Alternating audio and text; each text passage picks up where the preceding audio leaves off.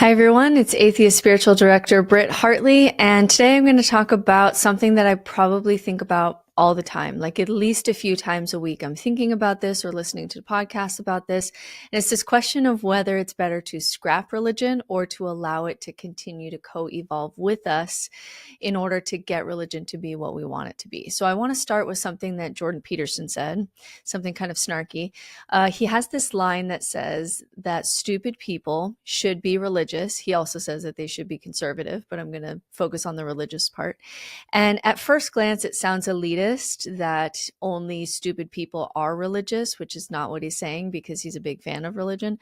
It's more of a pragmatic claim. So he's arguing that if you're not going to reinvent the moral wheel yourself, if you're not going to construct an ethical system from scratch, it's actually probably safer for you to plug into a tradition that already gives you meaning and community and rituals and guardrails and things that are good for humans. If you're not going to read Kant or Aristotle and design a worldview that holds up under pressure, then you should probably plug in somewhere. And since most people aren't going to do that, then he kind of believes that most people are going to experience more human thriving by being plugged into a religious tradition that's already done the heavy lifting by thinking about these things and developing these things over thousands of years, rather than you having to do all of that completely on your own. And so that way you still get meaning and community and a moral compass and rituals and guardrails that keep your life from collapsing into chaos. And so his argument is that if you're not a philosophical engineer, just like stick to the manual. So religion for Jordan Peterson is the default operating system for the human psyche. And that idea has some teeth. Rituals do reduce anxiety, community reduces loneliness, moral codes reduce chaos. These are all real psychological benefits that religions have packaged and worked on for thousands of years. So before we go forward, why am I talking about Jordan Peterson at all? He's a very polarizing character by all accounts. And the reason is that I'm a commenter on religion in America. That's what my education is. That's my expertise. And so as long as Jordan Peterson is single-handedly driving young men to go to church, he's simply a voice that I have to pay attention to. But Peterson's not alone here. We're going to go to some other voices. Emily Durkheim, who's one of the founders of sociology, argued over a century ago that religion is really not a belief system. It's a system of social cohesion. The myths just allow for that social cohesion. He called it a collective effervescence, this kind of shared emotional high that brings people together. And without that shared glue, he predicted that we would fall apart into moral drifting and a breakdown of social norms that would be really bad for our psyche, which we can see happening with Gen Z and the rise of a lack of identity, meaning crisis, identity crisis, anxiety, depression, suicidality, disconnection, these statistics that we're seeing from Gen Z. But back to Peterson, what's especially telling is how he leans into this idea that if you lack cognitive tools or existential stamina or just like pure privilege to be able to think about these things and build your worldview from scratch, it's going to be safer for you to just inherit the structures of religion. He's essentially asking, what happens when you strip away the scaffolding of meaning from people who never consented to do existential construction work in the first place? Is that actually unethical to ask people to do when they never really signed up for that and they don't have either the privilege or the desire to go through that process?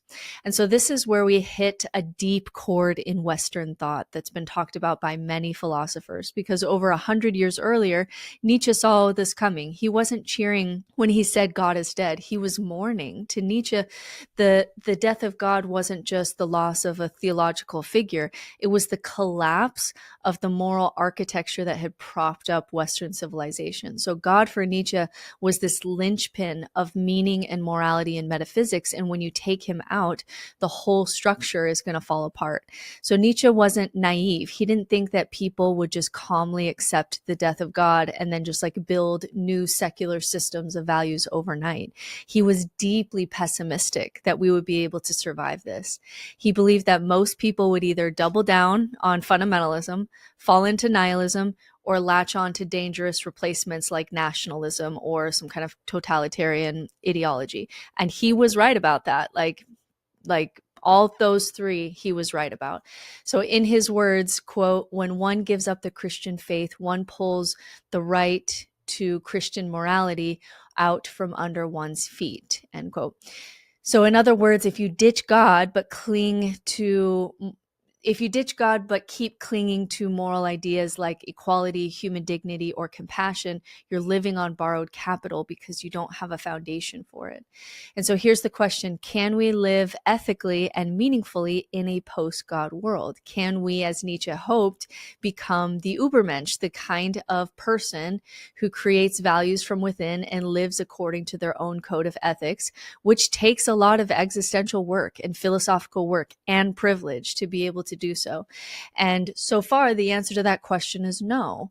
We did what he predicted we would do. We went back to fundamentalism, we turned to political religions, or we fell into nihilism, which is generally what happens when you lose your foundation. So another voice that I want to add is Charles Taylor. He's a modern philosopher and author of A Secular Age. And he says that the challenge of our time isn't disbelief, it's pluralism. So we no longer live in a world where belief is the default. Instead, we live in a cross-pressured world. We're pulled between multiple narratives of meaning. There's no one story anymore. And this creates freedom, but it also creates overwhelm and fragility. In a sense, we've never had more options, but because of that, we've never been more lost. And the data backs this up. According to the Pew Research, it's 28% of Americans now identify as nones, atheist, agnostic, or nothing in particular. But Gen Z, that number is closer to 50%. And here's the twist: rates of anxiety, depression, loneliness, and even suicide are climbing, especially among young people. And so while belief in traditional religion is declining, the human hunger for meaning hasn't gone away. And now we just have so many options that you get analysis paralysis, and there's no reason to choose one over another, and you just get stuck. And so some people turn to politics or ideology to fill the gap. Some turn to wellness culture or some kind of, new age spirituality, crystal, tarot, astrology stuff. Others seek refuge in fandoms or TikTok identities or productivity culture. And Jonathan Haidt has written about this in relation to what he calls the coddling of the American mind, how younger generations are raised without shared moral anchors. And so they're more fragile in the face of complexity and disagreement or uncertainty. It's this idea that not only do these kids have a bigger world than the world that we grew up in, but they're having to face that with less anchors than we've ever had. Any time in the past, people were raised in some kind of extended family community with religion, with identity, with story, with belonging, with ritual, with all these things that acted as a nest so that you could fly later on in life. And so these kids, this generation doesn't seem to be flying. There's a lot of economic reasons for that, but just in my field, even flying just in the sense of creating their own meaning and purpose, because it's a bigger world and more complex world and more overwhelming world, and they have less tools to deal with that than any other generation in the past. They don't have the social and psychological anchors that most other people in any generation of society would have had. So Viktor Frankl said something similar decades ago in Man's Search for Meaning. He warned that when meaning is lost, we don't become liberated with all these options. We actually become anxious. And so he observed that a person without meaning is vulnerable to the existential vacuum, which is this state of apathy and addiction and despair. And his famous line is, if you can't find a deep sense of meaning, you distract yourself with pleasure, which is also what we're seeing. Which brings us to Daniel Dennett, who passed away. How long ago was that? Maybe a year ago, maybe a little bit less, pretty recently.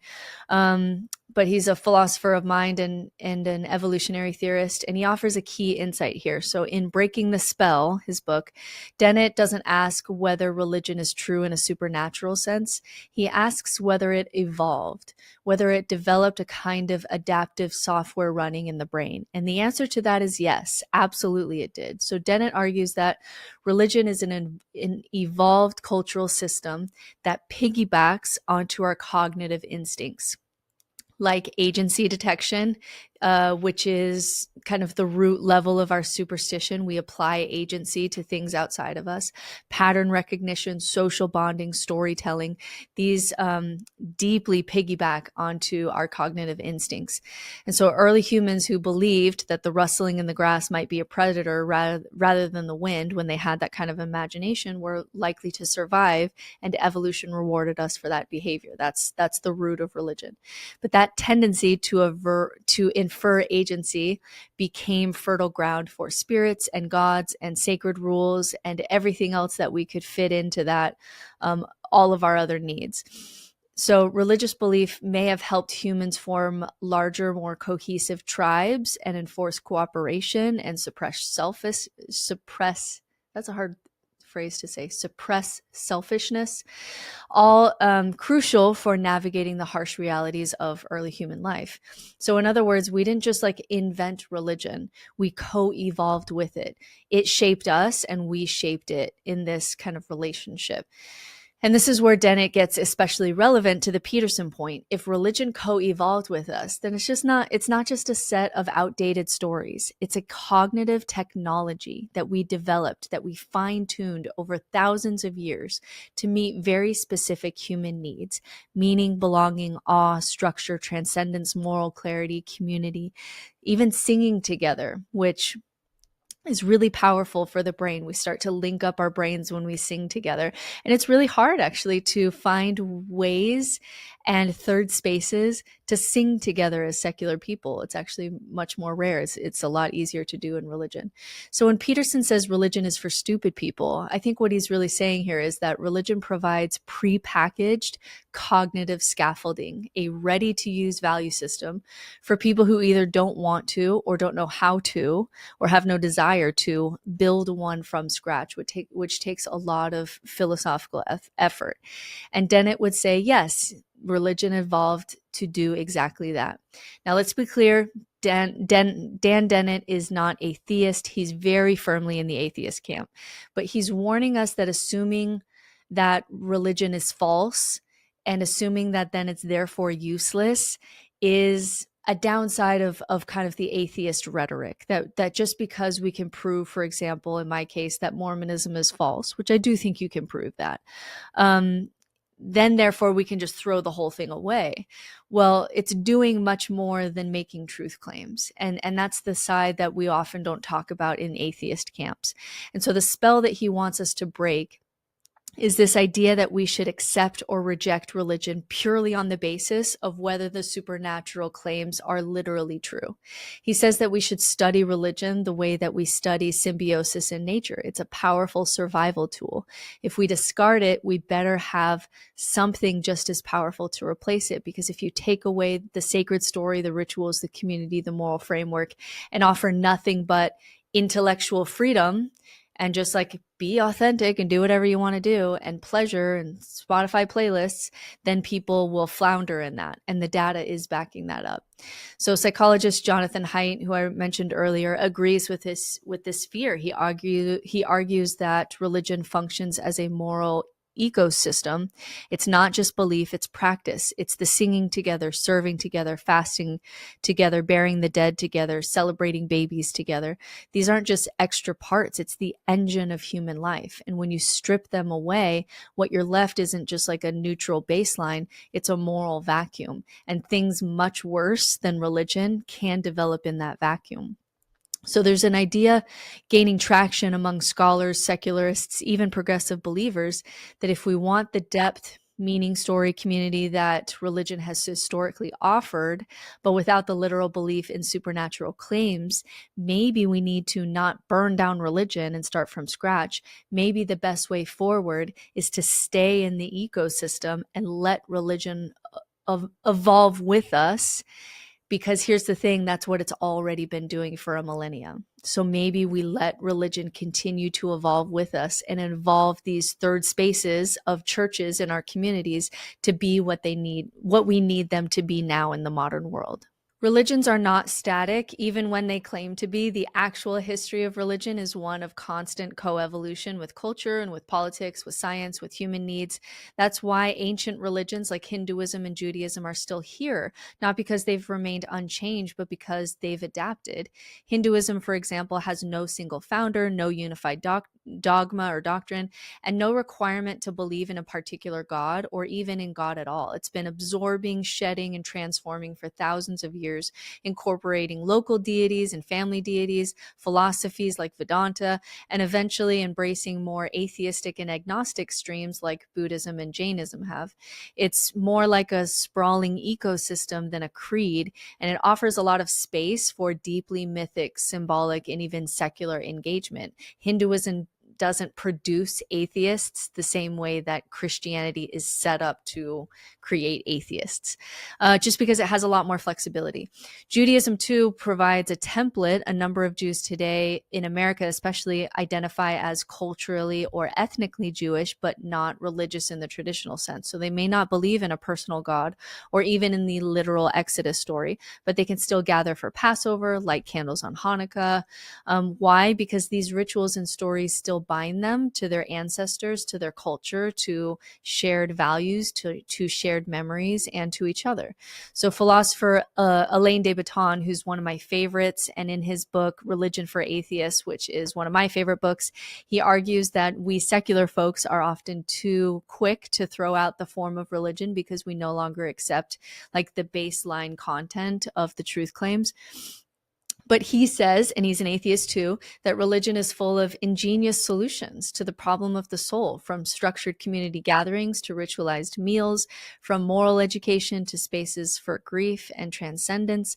And he's a big fan of things like pilgrimage and liturgical calendars, all things that the secular world hasn't caught up to yet. So instead of reinventing all of that clumsily from scratch, why not adapt what already works? And this is where the argument gets strategic. If we want something like secular Judaism or secular Hinduism or secular Buddhism, even a secular form of Christianity that preserves the richness of story and ritual and community and values without the supernatural beliefs, maybe, this is the debate, this is the crux of the debate, maybe the most efficient path for that might be to co-evolve with religion rather than breaking from it entirely and trying to build that from scratch. So if we think as religion not as a fossil but as a river, maybe we can't stop it. Maybe all we can do is steer it. And this is exactly what thinkers like Reza Aslan have emphasized in God, a Human History, which is another one of my top favorite books.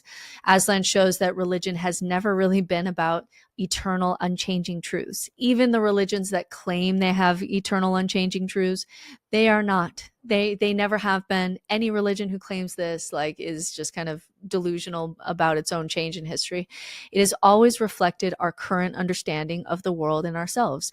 When we imagined God as animals, our religions looked animistic. When we created cities and hierarchies, we imagined kings in the sky. Religion is not this timeless voice of the divine. It's this evolving self-expression of human beings trying to survive and relate and make meaning. So even someone like Karen Armstrong, who's a former nun and scholar of comparative religion, says that myth and ritual are how human beings metabolize suffering and be able to create transcendence. So in her book, The Case for God, she argues that religion is best understood not as a belief, that's just surface level, but as a practice. It's a way of life, a craft like art or music, and crafts evolve, and so must religion. So there's an argument from cultural preservation as people disaffiliate from traditional religion, especially in the West. We're seeing this massive erosion of intergenerational transmission of values and stories and rituals, especially that we need for young people that young people are essentially not getting. And what we're coming up against is, what is white culture in America without Christianity? They don't really have one. They erased every other kind of every other kind of culture in the Crusades for Christianity. And so we don't really have a culture without Christianity, and that's becoming a problem. Psychologist Jonathan Haidt again warns that we're not just losing belief, we're losing these moral ecosystems. We're losing the story structures that help us grow up and orient ourselves and face death and make ethical choices.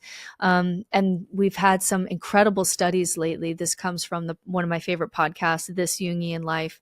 And it was talking about how evolutionarily it's really hard when we go through puberty and we have like our brain is changing in ways that it doesn't even understand.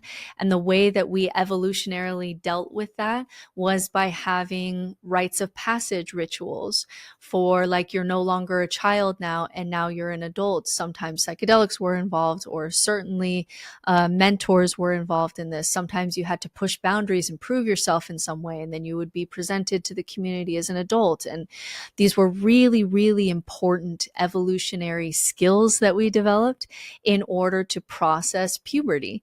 And now we have nothing like that. I mean, we have like graduation from high school ceremonies a little bit.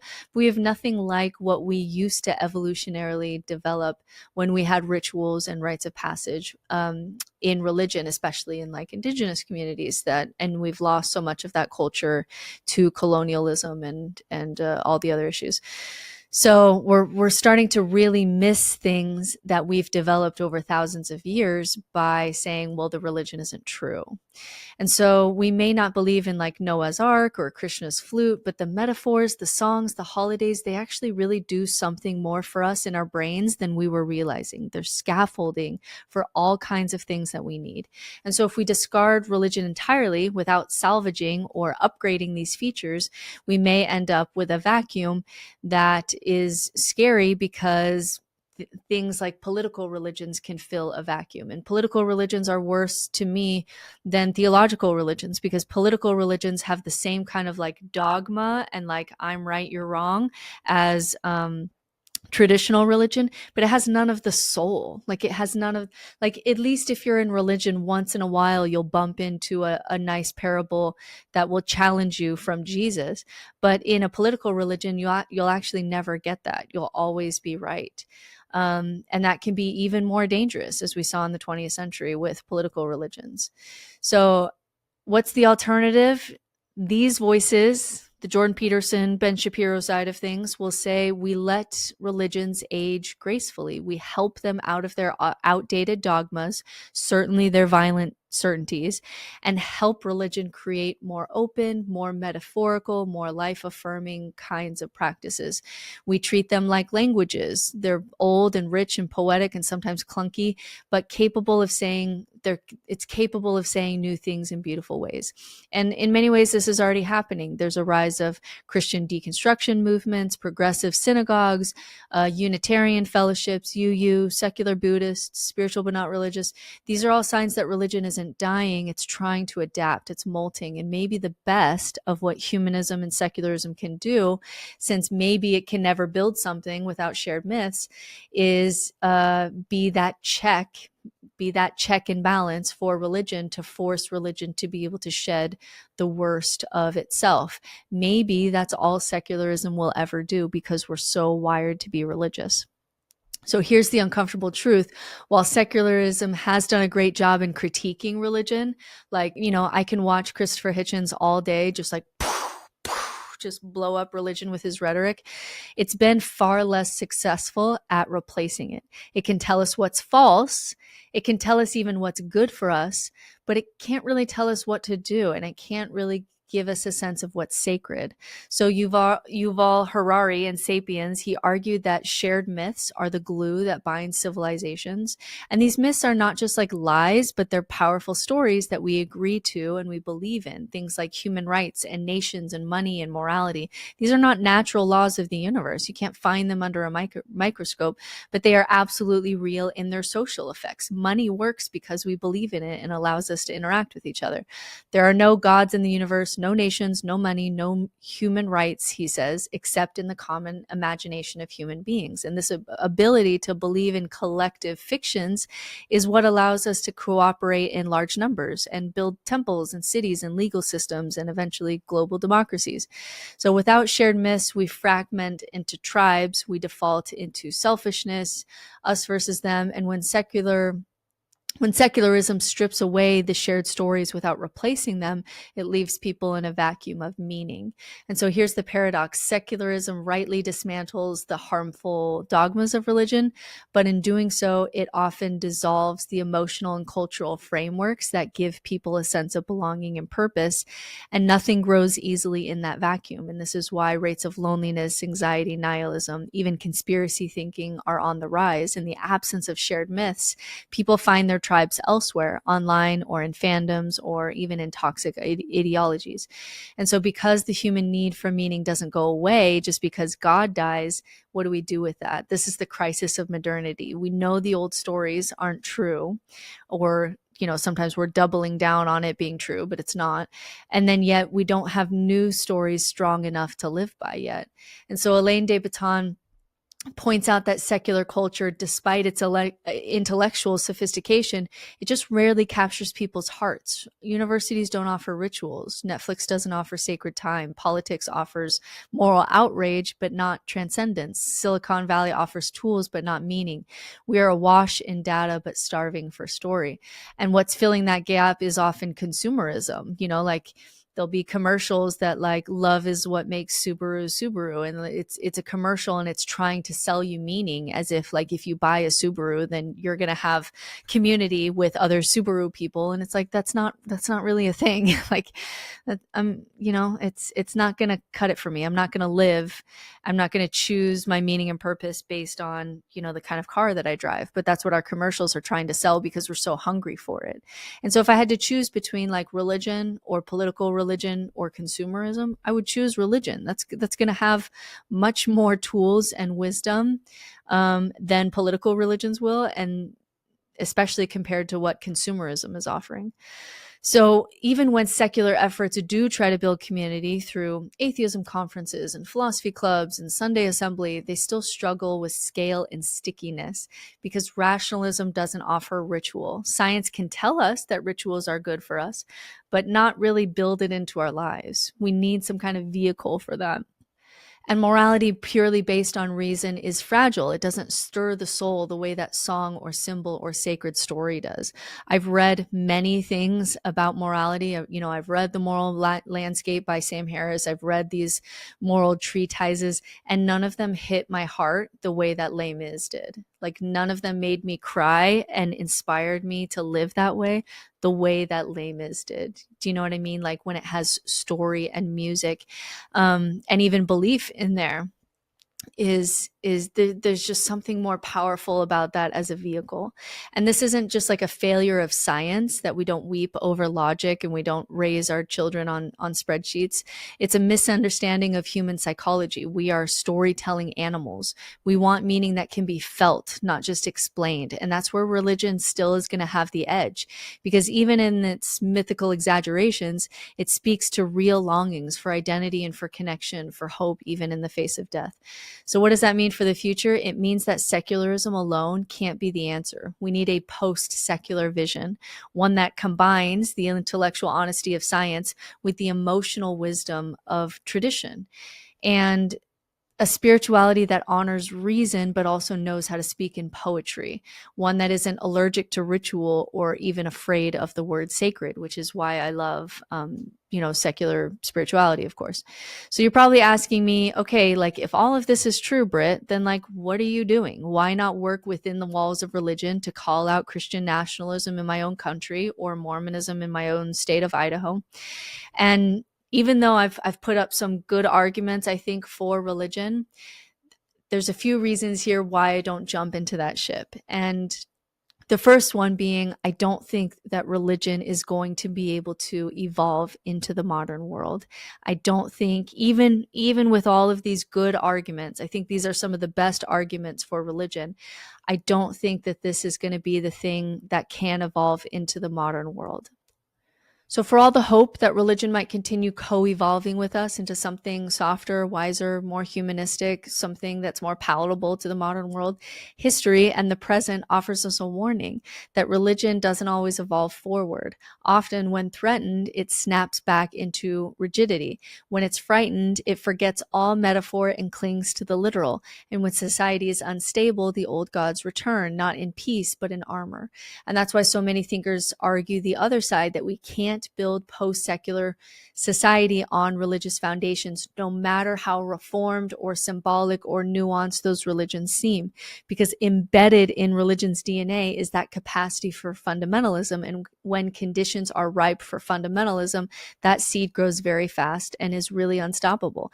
And this isn't just theory, it's observable. In the US, we saw it with the rise of the religious right, a political movement that weaponized Christianity in ways that would be shocking to whoever historical Jesus was, not in the name of compassion, but in the name of control. Globally, we see similar trends: Hindu nationalism in India, Islamic extremism in parts of the Middle East, Jewish fundamentalism in Israel, even Buddhist nationalism in Myanmar. These aren't just anomalies. There's expressions of what happens when myths mixed with identity and fear and social and political problems. Religion, for all of its beauty, is a potent tool of in-group, out-group division.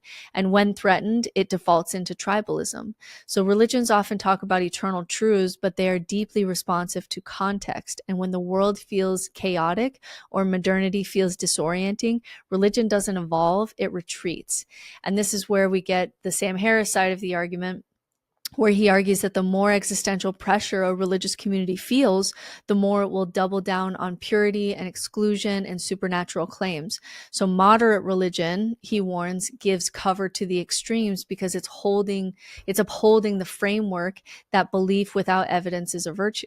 And so even traditions praised for flexibility, like Judaism and Hinduism, are not immune. In Israel, the ultra-Orthodox hold enormous political power and often promote anti-democratic theocracy. In India, the ruling party uses Hindu symbolism to inflame nationalism. So even old, diverse traditions are not safe bets for long-term progress. This is why thinkers like Richard Dawkins and Christopher Hitchens, even for all their abrasive tones, were right to sound the alarm. They saw that while religion may evolve in individuals, it rarely does so institutionally.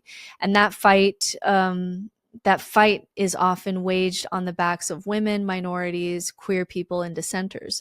So to build our new stories within religious structures is to kind of be sleeping next to a dragon and hoping it stays asleep when it never does. And so from this view, the hard road of secular reconstruction is not optional. It's the only responsible path forward. Yes, it's actually more difficult. Like, it lacks immediate cohesion. It's going to be harder. It's going to be harder to build society in this way. But it's also the only route that avoids the minefield of metaphysical power and ancient dogma combining with politics. So thinkers like Susan Neiman in Left is Not Woke argue for a moral vision rooted in Enlightenment values: truth, justice, universal human dignity, and having that be our stories, essentially. And that vision, while overlapping with some religious teachings, is best upheld outside of systems that claim divine authority, because the moment God says so enters the conversation, so does the threat of violence and coercion and theocracy and control. So building new cultural myths around shared human values, around art and philosophy and psychology, even ecology, without anchoring them to sacred texts or priests may be a slow and hard process, but it's more resilient, and it's going to be a better foundation to build on moving forward because it's less prone to hijacking. It allows for error correction rather than infallibility. And as Nietzsche feared, the death of God left a void that could be filled by dangerous substitutes: nationalism, power worship, ideology. But even Nietzsche, even when he was pessimistic, didn't want to return to religion. He wanted us to grow up, to learn how to carry meaning ourselves and now not outsource it to myth, which he saw as childish. So the task now is building a scaffolding of shared humanity, not shared supernaturalism. And it means making space, intentional space in our communities for ritual and art and story, but grounding them in reason and consent and mutual respect. It means teaching our kids ethics, not from commandments, but from empathy building building in consequences.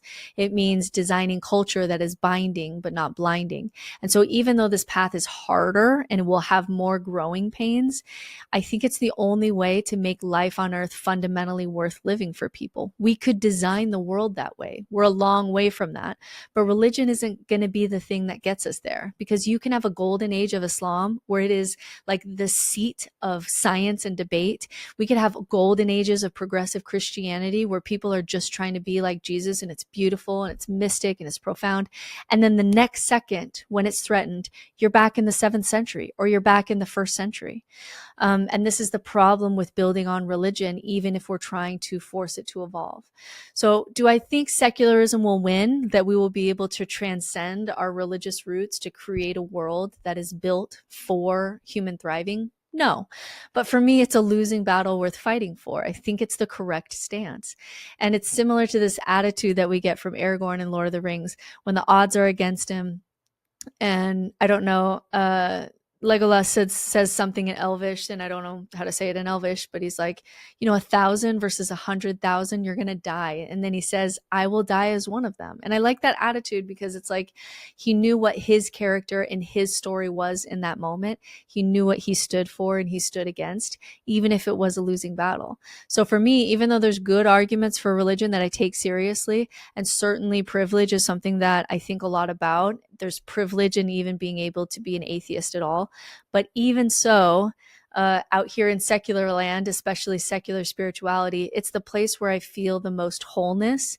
And I think it would be the best foundation to build society on in the long run. And so that's kind of the side of the battle that I'm on. And I don't have to, for me personally, I don't have to turn off the rational part of my brain. But I'm also not cold to awe and beauty and even mystery and building a family culture in my family.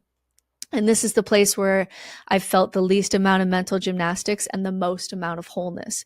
What I don't want to do is have to do something like what Ayaan Hirsi Ali had to do, which is she leaves Islam. She has kind of this period of depression and nihilism. There's nothing in secularism that is helping her. And so she jumps into Christianity, and she admits that she keeps her rational science brain over here and like her emotional and her human needs and all of that over here. And like her life got better, like her nihilism and her depression got better. But I just wonder if that's wholeness, because she has to split her psyche in two because she has a hard time believing the supernatural claims.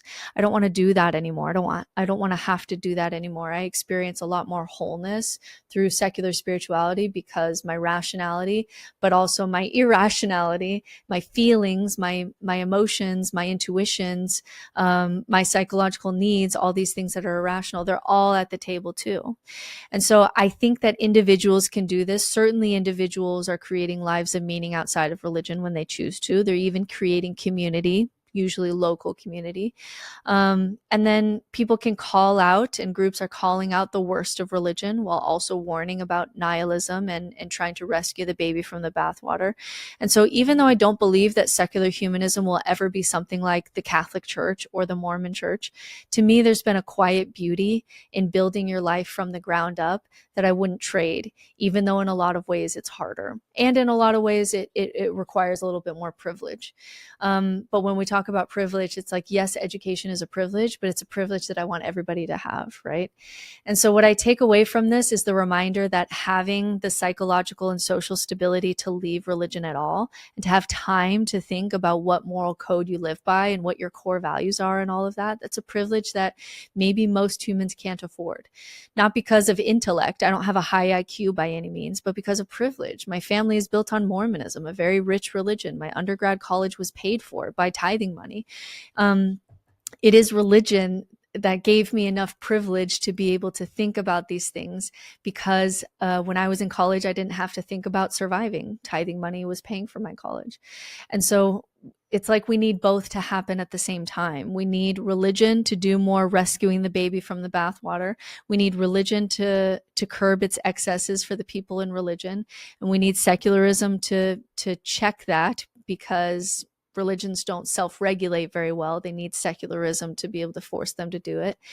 And then but I'll be out here on the secular side because religion isn't true enough to be a firm foundation to build humanity on. Because the second it's threatened, it goes back to literalism, no matter what you do. The fact that you can have a golden age of Islam, or you can have so much beauty and profound wisdom in that society, and then when it's threatened, goes to a place that's terrifying, that just means it's an unstable ground to build on. And I don't think that for the modern world, there's no way to solve modern problems unless we can converge on some kind of base level shared reality. And we can't do that while everyone is lost in their supernatural stories.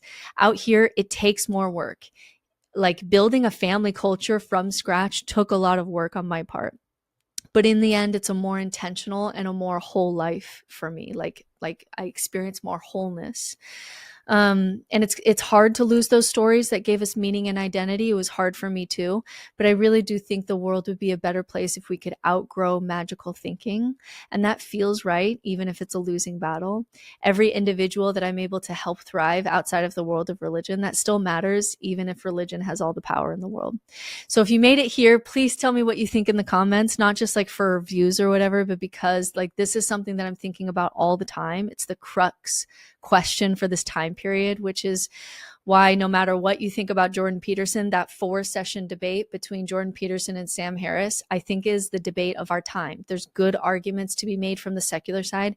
And yes, even if religion isn't true, there's good arguments to be made from the religious side, which is why it's sometimes frustrating debating with apologists, because they're not even arguing their strongest arguments. They're still trying to make unbelievable things literally true by these like insane mental gymnastics, which is not even the strongest argument for religion. The strongest argument for religion is that we've co-evolved with it for thousands of years for a reason, and it's going to be hard to let go of.